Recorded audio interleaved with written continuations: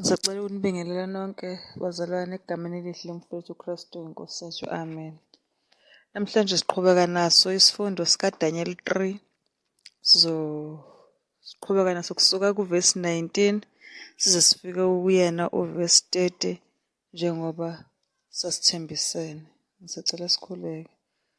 Baba udale, Baba ohlala ekhala sezulwini, udala amazwe nomhlaba. Sifunda izwi lakho esikhathini samanje. Singathi umoya wakho ungewona uzosifundisa, ube wona uzositolikela ngokusizwa nguwe uNkulunkulu, ube wona uzosiqondisa nje kulo lonke iqiniso, ususe bonke ubumnyama nawo wonke amaphutha akhona ey'mpilweni zethu, nakho konke besidinge sisakuyeka sesilahlekelwe yithemba. Kodwa sengathi Nkosi ungasusa konke lokho okuvimbile ukuthi impilo yakho nentando yakho ingenzeke ey'mpilweni zethu. Kugcwale iqiniso lakho, konke esikwenzayo sikwenze kube ukuletha udumo esihlelweni sakho sobukhosi. UJesu siyakhuleka, amen. Ngiphinde ngibabingelela abazalwane egameni elihle lomfowethu uKristu iNkosi yethu, amen. Siyaqhubeka laphana kuDaniel 3. Senza ingxenye yesibili namhlanje. Sathi ingxenye yesibili iqala kuvesi 19. Njengamanje ngizocela ukufunda uDaniel 3 uvesi 19 kuya kuvesi 23. Ufundeka kanje. Othi khona uNebhukhadinezari wagcwala ukufutheka, nesimo sobuso wakhe saguquka ngawoShadrach, noMeshach, no-Abednego. Wakhuluma wayaleza ukuba isithando somlilo sishiswe kasikhombisa ngaphezulu kwalokho okuke kwabonwa sishisa ngakho. Uvesi 20 athi, wayeseyaleza amadoda anamandla asempini yakhe ukuba abophe oShadrach, noMeshach, no-Abednego, abaphose esithandweni somlilo ovuthayo. U-21 athi, aphoswa-ke lawo madoda egqoke amayembe namabhulukwe nezigqoko nezinye izingubo, aphonswa phakathi kwesithando somlilo ovuthayo. 22 Ngalokho ngokuba isiyalezo senkosi sasicindezela, nesithando somlilo sashisa kakhulu, ilangabi lomlilo lawabulala lawo madoda, abakhuphula oShadrach, noMeshach, no-Abednego. Bese uvesi 23 athi, kepha lawo madoda amathathu, oShadrach, noMeshach, no-Abednego, awela phansi eboshiwe phakathi nesithando somlilo ovuthayo. Amen. Siyathola la ukuthi inkosi uNebhukhadinezari kuthiwa wagcwala ukufutheka. Yabo. Kuthiwa inkosi uma yizwa ukuphendula kaShadrach, noMeshach, no-Abednego, yagcwala ulaka nentukuthelo enkulu kangangokuthi wabhala, yabo uma kuthiwa into ibhalwe ebusweni, uma kuthiwa nesimo sobuso bakhe saguquka, sashintsha. Lana indoda eyaziwa ngokuthi iyinkosi uNebhukhadinezari, owayeyikhanda noma owayeyinhloko emhlabeni wonke, egcwele amandla. Kodwa uma sifunda la egcwele amandla nokulawula. Kodwa uma sifunda lana kuDaniel 3 simthola ehluleka ukulawula intando yabafana noma yentsha, ngoba labafana abathathu bamaHebheru babeseyiyouth lana. Siyathola ukuthi nayo indoda eyinhloko ephethe izwe lonke, ephethe umhlaba wonke laphayana, kodwa iyahluleka ukukhontrola noma ukulawula intando yalaba bafana abathathu. Kuthiwa kuyena kwaba ukuthi uze umuntu uma ethi nganele, this is too much, ngicikekile, kumila. Waba naleso simo sokuthi naye this is too much for him to take. Kuthiwa ngoba lento eyayenziwa yilezi iy'ngane wayithatha njengokuthi ziyamdelela ngamabomu, zidelela ngisho nanentando yakhe. Kwenzeke lokho kasitholile ukuthi wabeseyaleza uNebhukhadinezari ukuthi isithando somlilo sishise kasikhombisa ukwedlula lokhu esasijwayele sishisa khona. Kuthiwa khathi inkosi igcwele ulaka, yabe isikhipha umyalo ukuthi hhayi, lesi sithando somlilo asishiswe kasikhombisa. Okusho ukuthi kahle kahle lana sishiswe ngendlela egcinile ukushisa ngaso, yabo. Akithi sizokhumbula nje thina sisuke esibasayo ukuthi ufike ushisa umlilo. Khona umlilo khona umlilo othi uma ushisa utshani, yabo. Umlilo wotshani noma ungabuhlanganisa ndawonye eziko bese ubeka futhi, kodwa ngeke uze buwabilise ngisho nanamanzi. Ugebhuze, yebo uyosha, kodwa awukho strong ukuthi ungaze ubilise amanzi, yabo. Khona umlilo wotshani kufakwe iy'nswane. Okay, iy'nswane ziyenza ikwenza kodwa ngeze ziyivuthise inyama, ngeze zivuthise isitambu. Bese bakhona umlilo, yabo. Ngiqonda ukuveza ukuthi umlilo uya ngamazinga. Noma komunye ngeke kuqonde lokhu engikushoyo ngoba sisiyinzalo yey'tofu kakhulu, sisiyinzalo ye-technology. Laphana esitofini ayashiyana amazinga, khona u-low, khona u-medium, kube khona u-high. So kuthiwa-ke nenkosi lana uma sizobuka nge-language yesitofu yenza ukuthi yayaleza ukuthi isithando somlilo sishise size sifike ekugcineni. Mhlawumbe singasho ukuthi njengamanje isitofu siku-6 noma isitofu siku-high. Uma sifunda ngalesi sithando esifundeni siyathola ukuthi amanye ama-materials noma ezinye izinto ezazisetshenzisiwe ukuthi lo mlilo ushise kakhulu, kuthiwa kwakufakwe i-fuel ebizwa ngani nge-crude oil nama-chaffs. Ama-chaff yini? Amakhoba ngesiZulu uma ngingaphosisi. Kwakufakwe kakhulukazi i-crude oil namakhoba, which is chaff.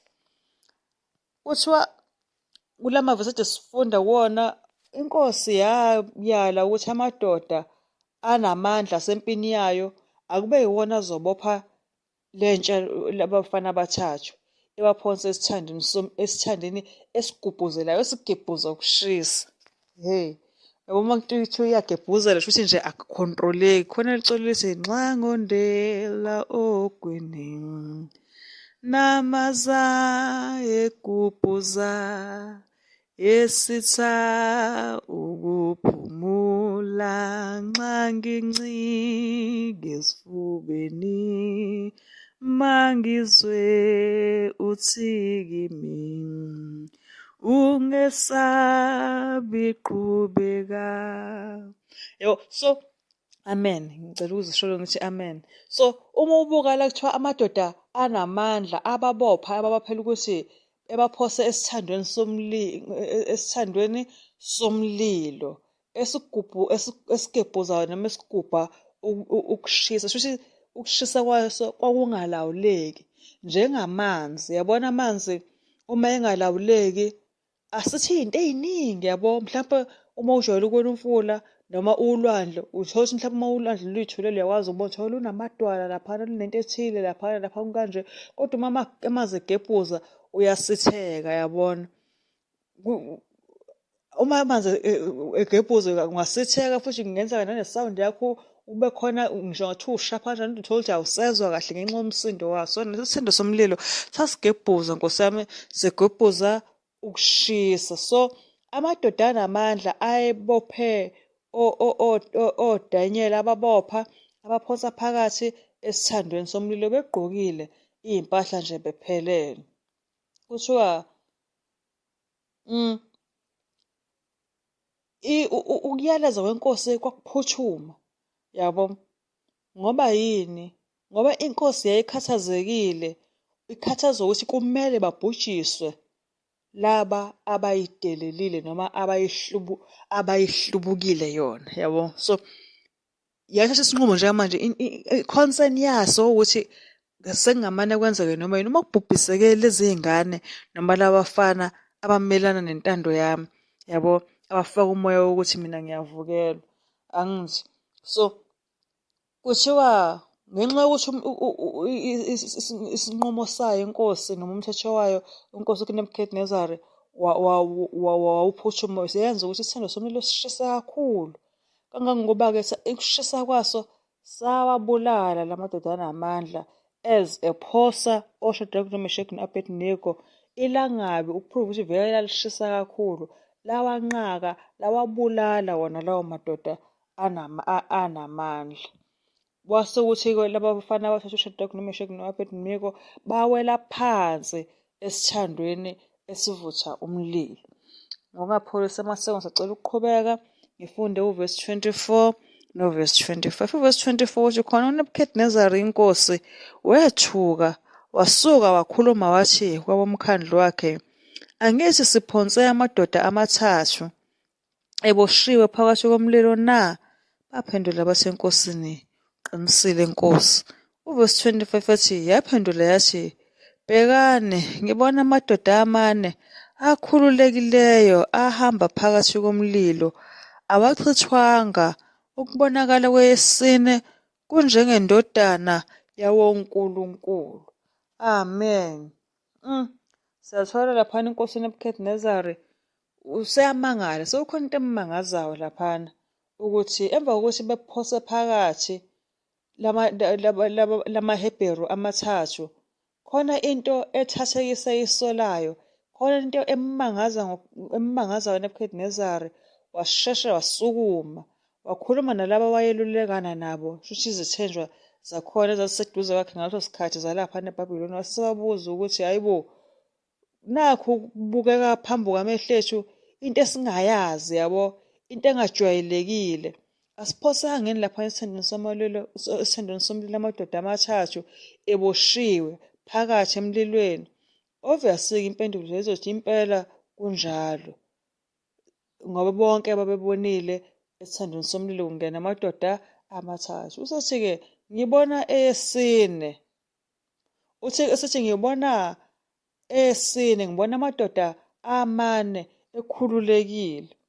uNebukadnezari wayenesizathu esifanele sokubuza umbuzo owayewubuza, ngoba okummangaza ukuthi usabona abantu sebebawu-4 manje asebeyahamba phakathi nomlilo, abasebathathu. And ekuhambeni kwabo emlilweni akukhona noyedwa obukakala elimele. Lo wesine unjengendodana yonkulunkulu.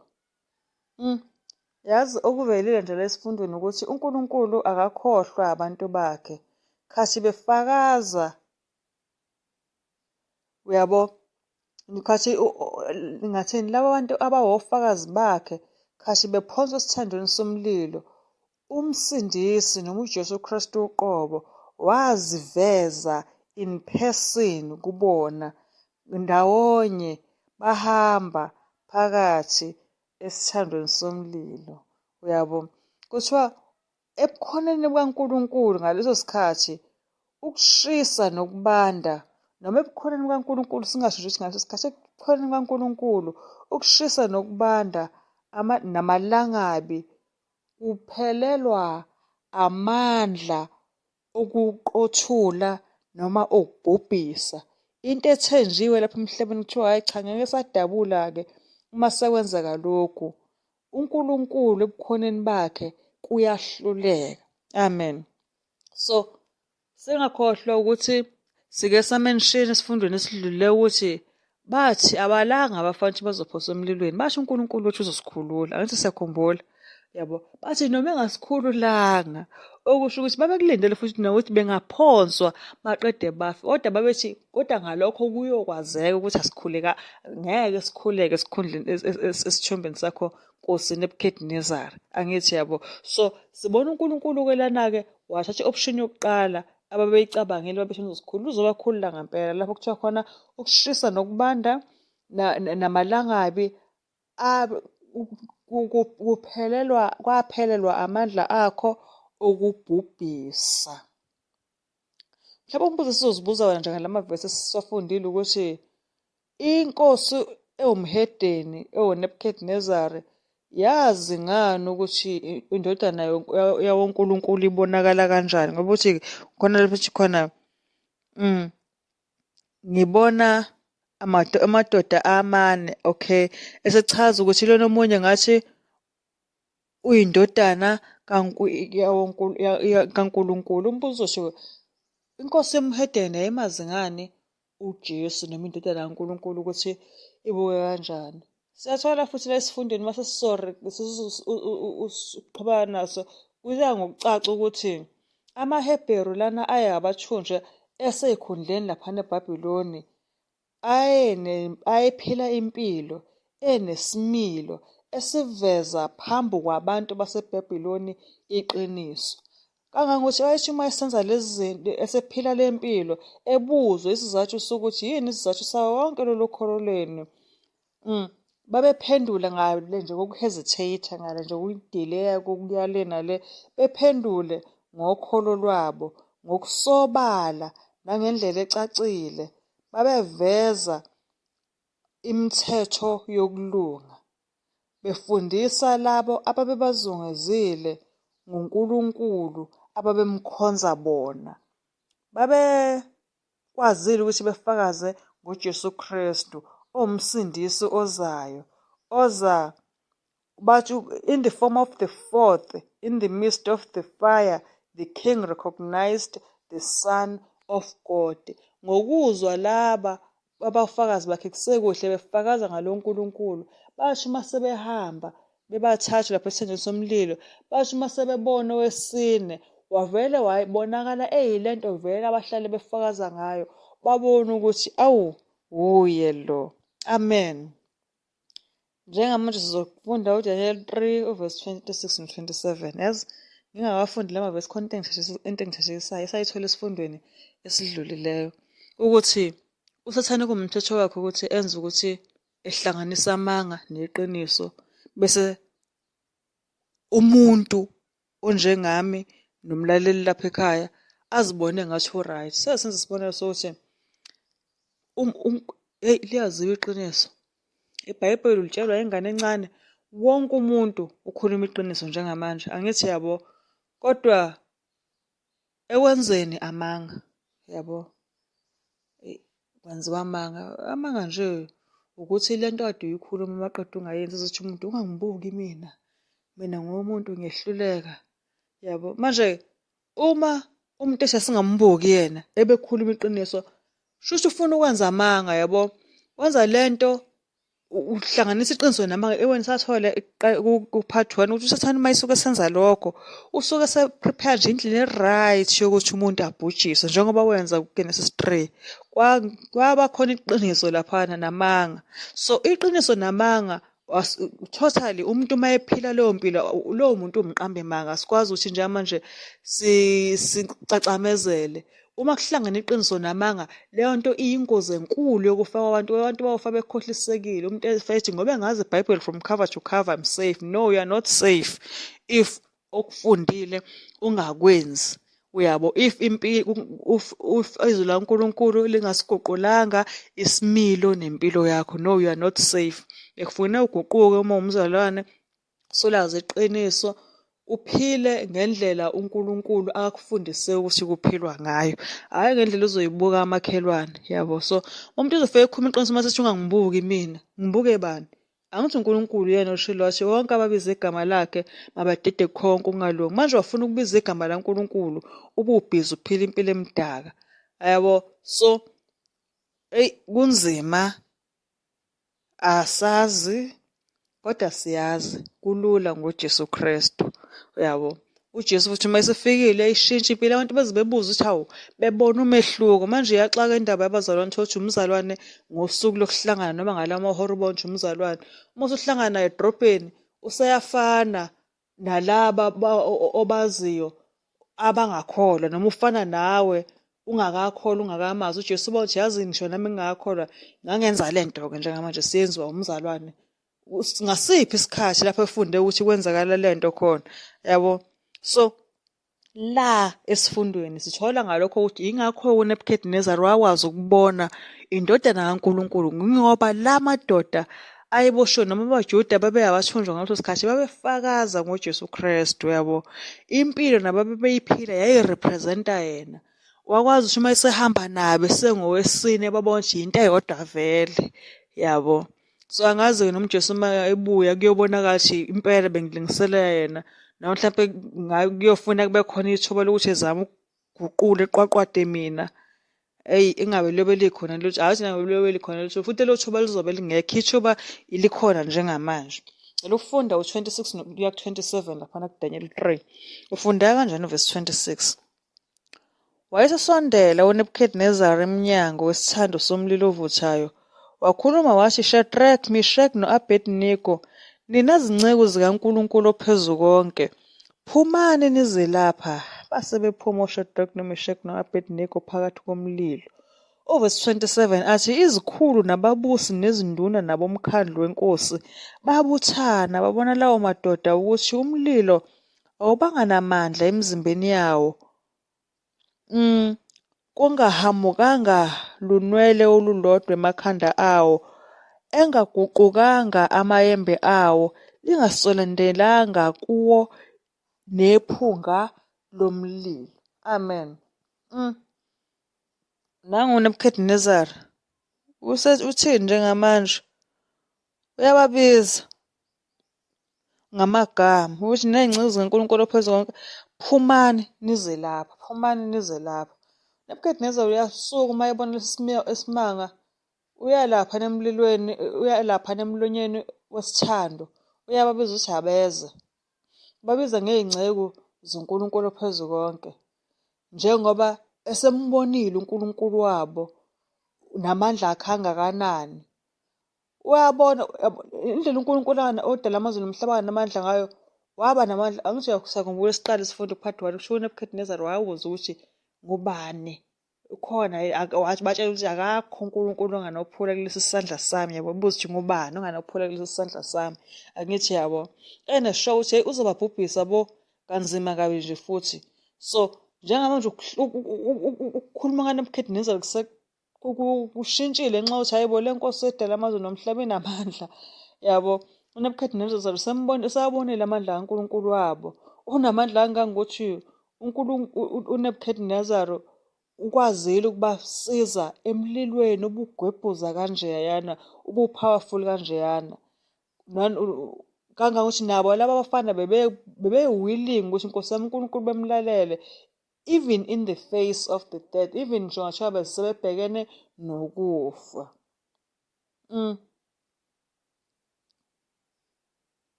Khona incwadi yamaHubo 16 verse 11, siyakhumbula lapho ethi khona, in thy presence is the fullness of joy, ebukhoneni bukaNkulunkulu, yabo, kuyohlezi kunentokozo. Indeke la vesi, kodwa ngicaphunela la nokusho ukuthi ebukhoneni bukaNkulunkulu kuhleze kunentokozo.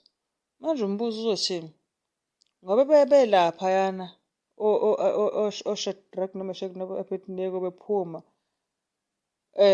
babephumelani beshiya i-presence kaNkulunkulu, lena kuthiwa igcwele intokozo, yabo. Hhayi ukuthi bazoba ofakazi, yabo.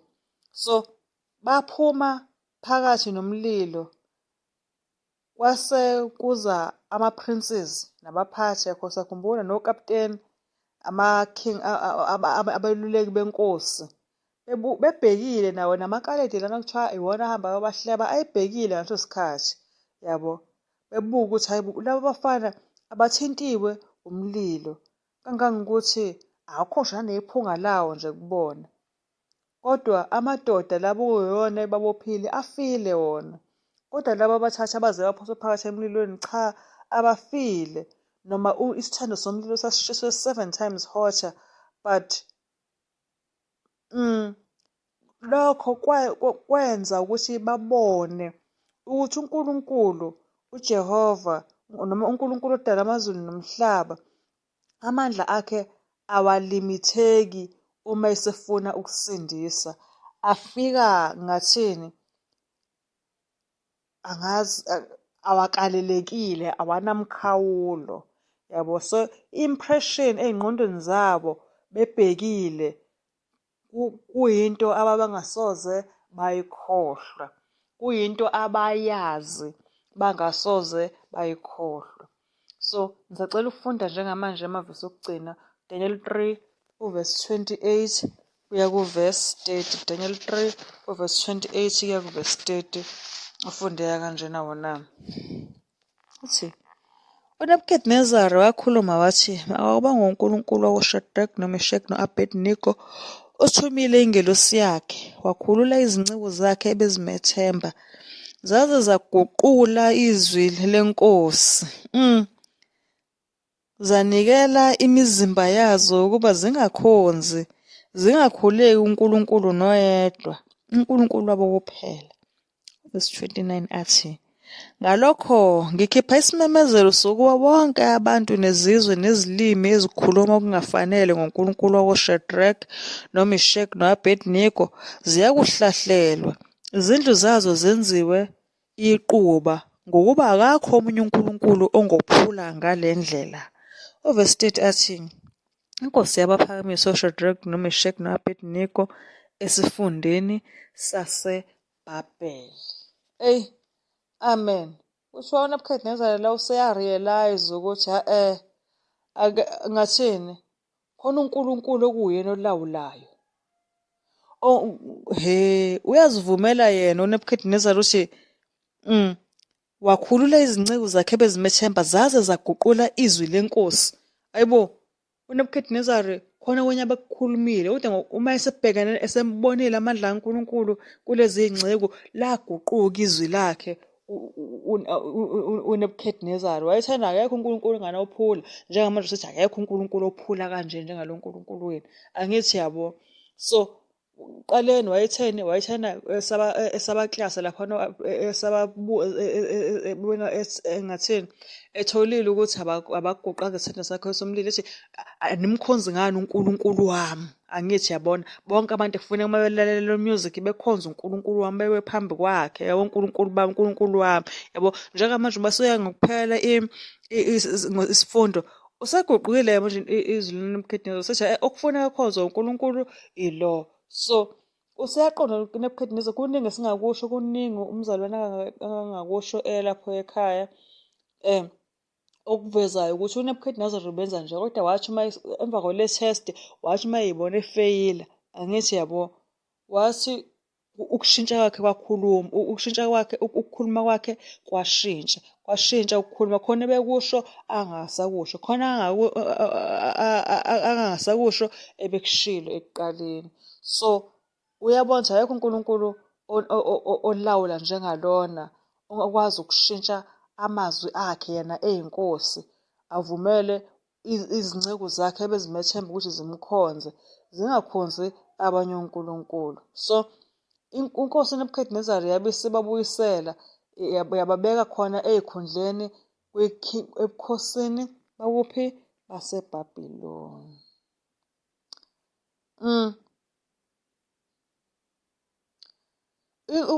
Inkosi uNebukadnezar kuningi esingakusho, kodwa ngenxa yesikhathi sizasho ukuthi inkosi uNebukadnezar, siyakhumbula ukuthi sithe uma soqala uDaniel bani lapha, uDaniel 2 sesiwuqeda emva kokuthi uNebukadnezar esebemchazela iphupho, kwavela esikhundleni lapha, esifundweni lapha ukuthi uNebukadnezar kodwa ukuphenduka kwakhe ngaleso sikhathi kwakuwu-momentary, kwakuyinto nje yangaleso sikhashana, kwaba ngathi siyamsukela. Kodwa yabona uma usufunda uDaniel 3 uyabona ukuthi hhayi impela kwakuyiqiniso, ngoba nangu esekhanda isithombe segolide ukukhombisa ukuthi impela wayesekhohliwe, yabo, wayephenduke ngaso sikhathi, njengamanje usekhohliwe, usefuna ukuqhubeka nentando yakhe, yabo. So namanje noma kuDaniel 3 seliveziwe iqiniso ukuthi kuzohamba kanjani, ukukhonza kuzohamba kanjani, kodwa siyathola ukuthi uNebukadnezar ukhipha umyalelo njengamanje ukuthi kuzokhonzwa kanjani.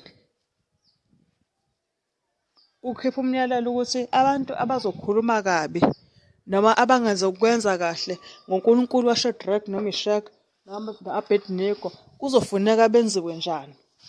Uyabona ukuthi indaba ye-force isekuye namanje, okuvela ukuthi uNkulunkulu akafuni ukukhonzwa kanjalo, yabo. uNkulunkulu ukhonzwa ngokwentando, hhayi ngokwe-force, yabo. So inkosi yona uqobo isikhipha isimemezelo sokuthi nabani naho omunye ozosho into ephambene ngoShadrach, noMeshach, no-Abednego akabulawe. Lokhu sisabona i-attitude yenkosi mayelana nokweshipha ukuthi isafana, isimemezelo sakhe siseyisimemezelo esicindezelayo. sokuthi uma ungakwenzi lokhu kuzokwenzeka okuthile ongesiyona intando kaNkulunkulu. Ngiyinxusa kakhulu. Bahlobo, simelwe ukuma ngeqiniso siqinile kuNkulunkulu. Ngisho ngathiwa sibhekene nokufa. Simlalele uNkulunkulu, silalele yena okunabantu. Uma senze njalo uNkulunkulu uyakusazisa ngathini njengoba enzile kuleya youth, kulabo bantu abasebasha. Awavume amagama ethu phambi kukaBaba. Yabo, ngisacela nje ukuthi isifundo sisivale ngevesi etholakala laphana kuMateyu 10 verse 32. uMateyu 10 verse 32 ofundeka kanjena. uJesu laphana uyakhuluma uthi, ngalokho-ke yilowo nalowo oyakungivuma phambi kwabantu, nami ngiyakumvuma phambi kukaBaba osezulwini. Amen. Siyabonga uThixo uma isiphila ukuphila. Siyobe sesifunda uDaniel, siyobe sisenza uDaniel 4. uDaniel 4 laphana ukhuluma ngephupho likaNebukadinezari ngomuthi. Iphupho likaNebukadinezari ngomuthi. Cala sithandaze. Siyabonga mdala amazwe nomhlaba, izwi lakho siphele nesikhathini samanje. Siyakunxusa Nkosi ukuthi litholelwe indawo ey'mpilweni zethu. Singalilibali, singavumi ukuthi kube khona into esiy'tshethi izothatha indawo yalo. Ngoba konke okukhona sikubonayo kuyabhubha. Kodwa lona Nkosi elimile kuze kube ngunaphakade. Lokhu kuye nxa kubhubha kungabhubhi nathi ngenxa yokuthi kufunyanwe kulondiwe ey'nhlizweni zethu. Kodwa sikhiphe konke okuleli zwe, sifake izwe lakho elimile kuze kube ngunaphakade. Sicela usiphe ukuhlinza ngalo, usiphe amandla okuphila ngalo, silalela lona lodwa olukhulumile leli zwi, nowake walikhuluma nozolikhuluma khathi sasiphila ukuphila. Cela ube nathi, siyakhuleka egameni elihle lomfowethu uKristu iNkosi yethu. Amen.